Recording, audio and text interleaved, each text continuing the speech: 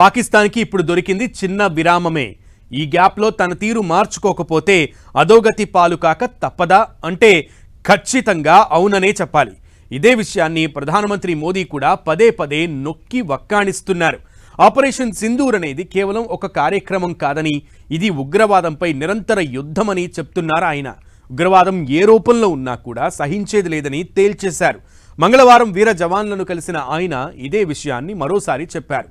భారత సైన్యం అద్భుతంగా విజయం సాధించిందని, ఉగ్రవాదులకు పాకిస్తాన్ని నిద్ర లేని రాత్రులు గడిపేలాగా నిద్ర కరువు చేసిందని ప్రశంసలు కురిపించారు మోదీ.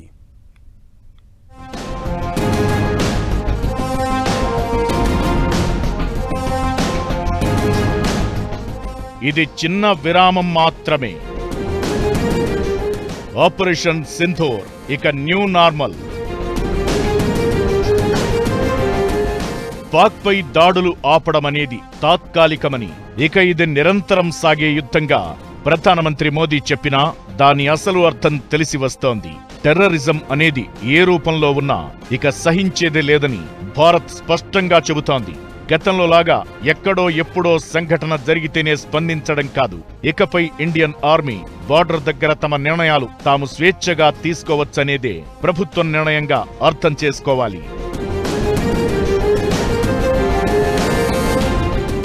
మంగళవారం ప్రధానమంత్రి మోదీ ఆదంపూర్ ఎయిర్ బేస్ ని అకస్మాత్తుగా సందర్శించారు. ఇక్కడి జవాన్లతో సంభాషించారు. సైనికుల ధైర్య సాహసాలను ప్రశంసించారు. ఇదే సందర్భంగా మోదీ పాకిస్తాన్ కి మరో ఝలకిచ్చారు.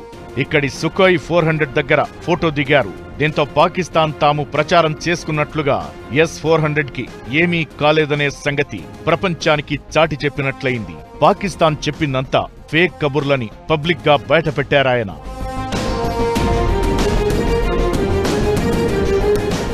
పైకి సీజ్ ఫైర్ అంటూ కాకమ్మ కబుర్లు చెప్పే పాకిస్తాన్ సరిహద్దు గ్రామాల్లో పౌరులపై బాంబింగ్ చేస్తోంది.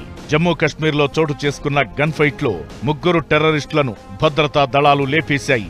అందుకే ప్రధానమంత్రి ఆపరేషన్ సింధూర్ అనేది ఉగ్రవాదంపై జరిగే నిరంతర యుద్ధంగా చెప్పారనుకోవాలి.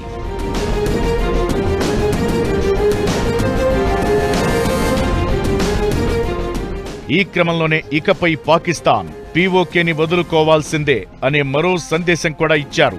అంతేకాదు, ఆటం బాంబులున్నాయంటూ ఉడత ఊపులను కూడా మోదీ స్మాష్ చేశారు. ఇకపై అలాంటి డైలాగులేసే ముందు పాకిస్తాన్ మోదీ ప్రసంగం గుర్తుకు తెచ్చుకుంటుందనడంలో సందేహం లేదు.